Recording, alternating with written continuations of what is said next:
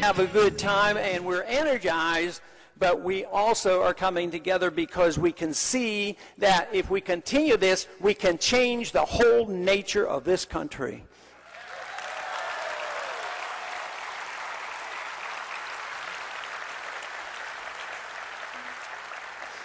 C.S. Lewis once described the maturing of an individual as being like a good egg. You're born as a good egg.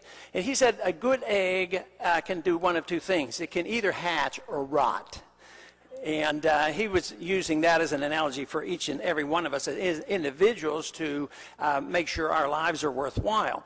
But that's the way, I thought there might be a way of making an analogy to the freedom movement. The freedom movement has been around a long time. It's been asleep for a long time. It was certainly asleep in the 30s and the 40s and the 50s, but it's always been there. And I guess if we allow it to, the egg, the good egg of the ideas of liberty could rot. But I don't believe that's happening. I think what we're witnessing today is the hatching of this good egg and the understanding of what liberty is all about and what America has been all about.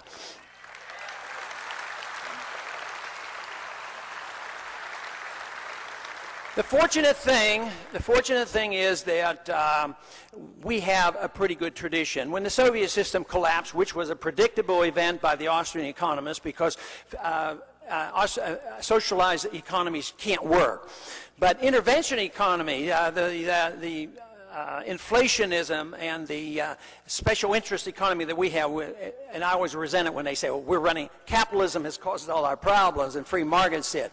So this is going to come to an end, but I think that we have a much better chance because our traditions have been better. At least we understood at one time what property rights really meant. I don't think we have much respect for property rights. If you own any land, have you ever noticed that you can't even use it without asking a lot of people what you can do, from local government all the way up to the federal government, to decide what you can do or can't do. Private property ownership is very important. So if we have a major crisis, which I anticipate will come, at least we ought to know what we believe in. We have to believe that we can restart this whole program in a much better way.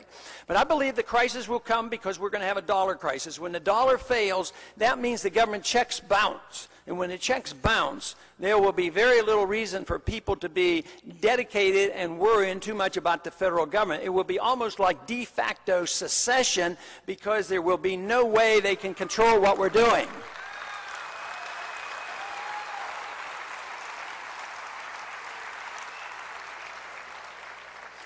We have to remember there is a fellowship of individuals around the country who are like-minded, and they're coming out and we're getting together. One of my general rules that I advocate is that it's a very serious business, but if you get overly serious, it can become depressing. So I advise you don't come to Washington too often because we have a long way to go there. But I have to leave Washington and come visit with you to get my energy because this is where it is, and this is where the people are going to come alive and change the country.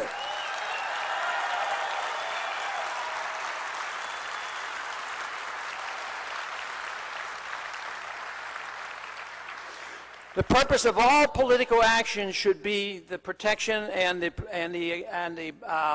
saving of liberty. It should be geared to individual liberty.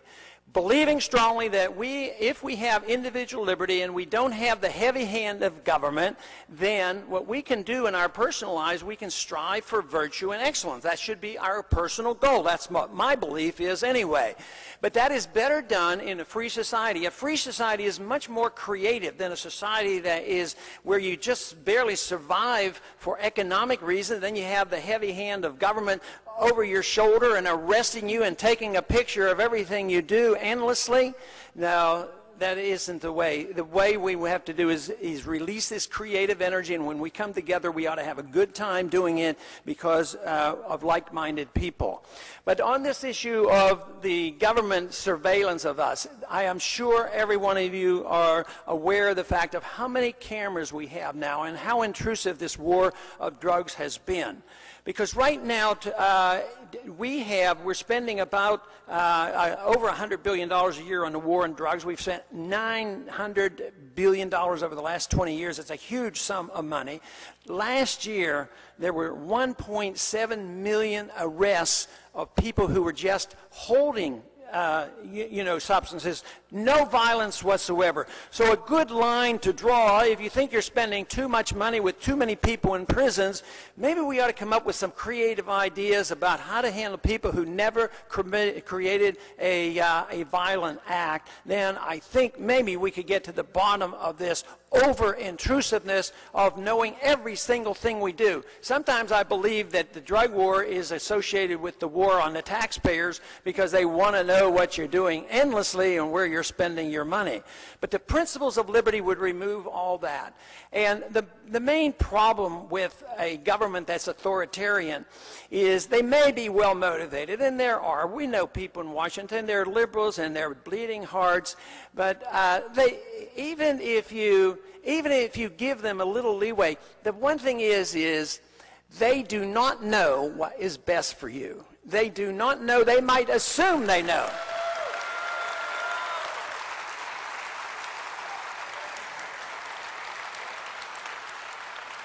And besides, all of us are human and all of us makes mistakes. So if you depend on me to make decisions for you, I'm going to inevitably make a mistake, and I don't want to do that. You get to make your own mistakes and be responsible for it.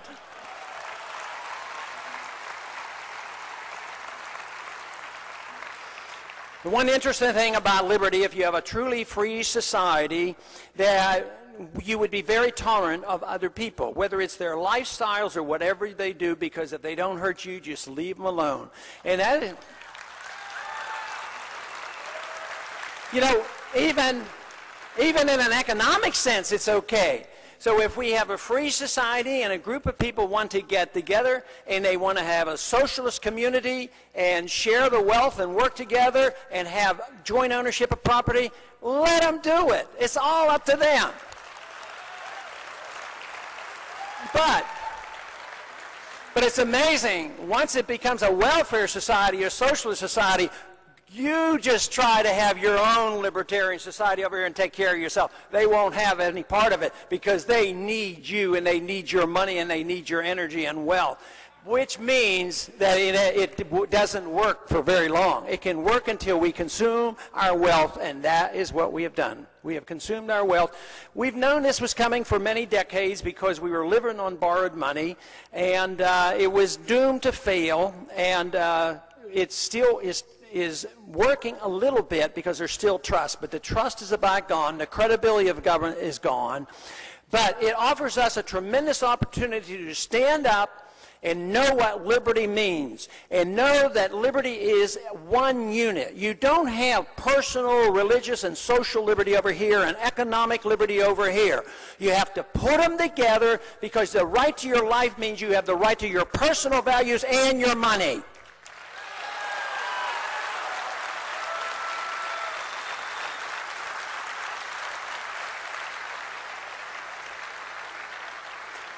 So I want to close by saying first, thank you very much for having me here. Thank you very much for the enthusiasm and the encouragement that you have given me.